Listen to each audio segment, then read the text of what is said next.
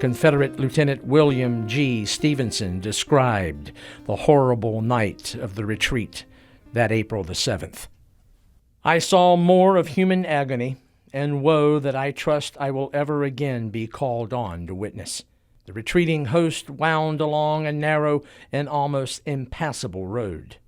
Here was a long line of wagons loaded with wounded, piled in like bags of grain, groaning and cursing, while the mules plunged on in mud and water.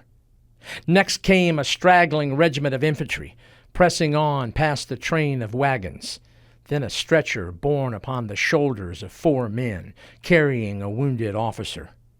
Then soldiers staggering along with an arm broken and hanging down or other fearful wounds.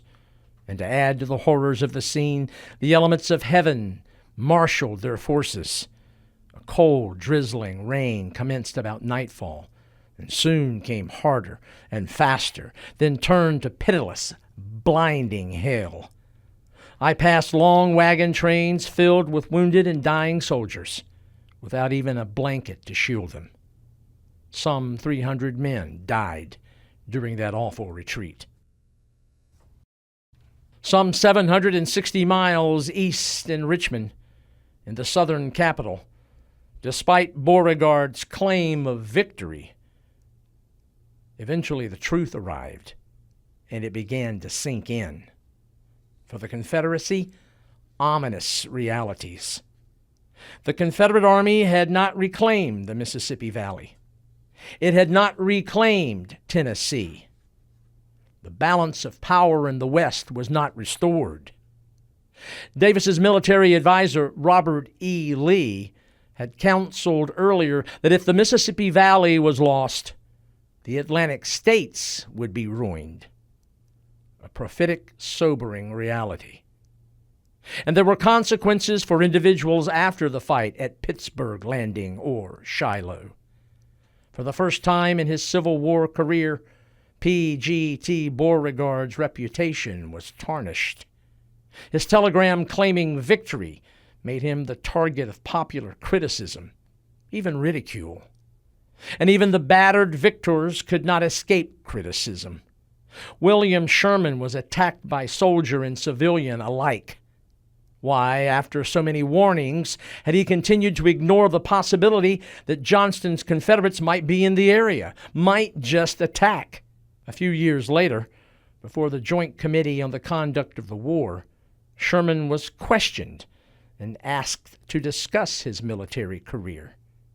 He passed hurriedly over experiences that included his role at Bull Run, in Kentucky, and particularly at Shiloh. Instead, he rushed to discuss in detail his drive upon Atlanta. He explained his rushing over the earlier years, was an effort to save the committee from, as he put it, consuming an inordinate amount of their time.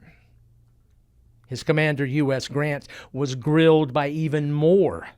Western governors who read the casualty list of constituents from their states wanted to know why he had been surprised at Shiloh.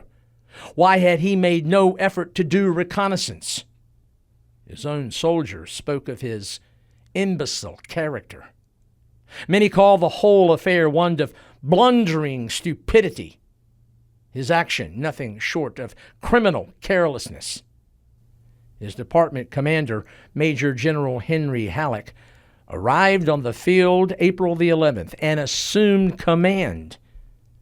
He would then lead a glacial advance on Corinth, which had by now become one massive hospital filled with Confederate sick and wounded and racked by dwindling water supplies, typhoid, and dysentery.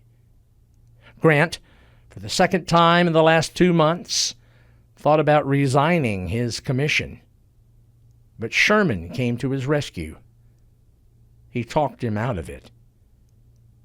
A powerful bond was being created, one that would bear fruit later.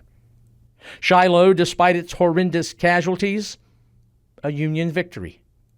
Southern forces retreated. Union forces held the field and strategic advantage.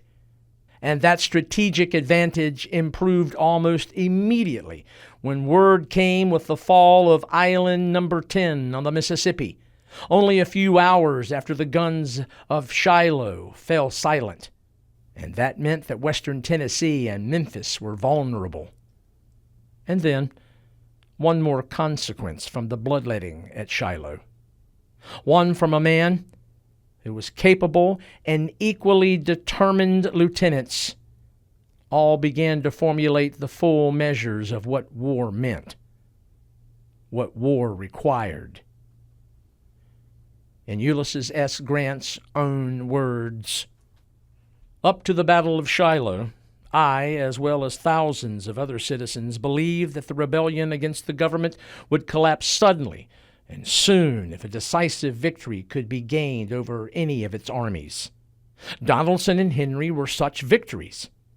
But when shortly afterward Confederate armies were collected, which not only attempted to hold a line farther south, but assumed the offensive and made such a gallant effort to regain what had been lost, then indeed I gave up all idea of saving the Union, except by complete conquest." Chilling words. One that 2 years later meant destruction for southern locales like Atlanta, Georgia, the Shenandoah Valley, and the Carolinas. Again, Robert E. Lee's sobering assessment. If the Mississippi Valley was lost, the Atlantic states will be ruined.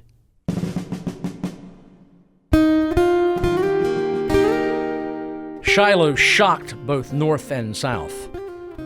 But down in Dixie, it was Southern writer and poet George Washington Cable who probably best captured what the fighting around Pittsburgh Landing truly meant for the Confederacy. After Shiloh, the South never smiled again. When we next gather, we'll tell the story of a momentous clash. Indeed, a clash of titans, Robert E. Lee and Ulysses S. Grant.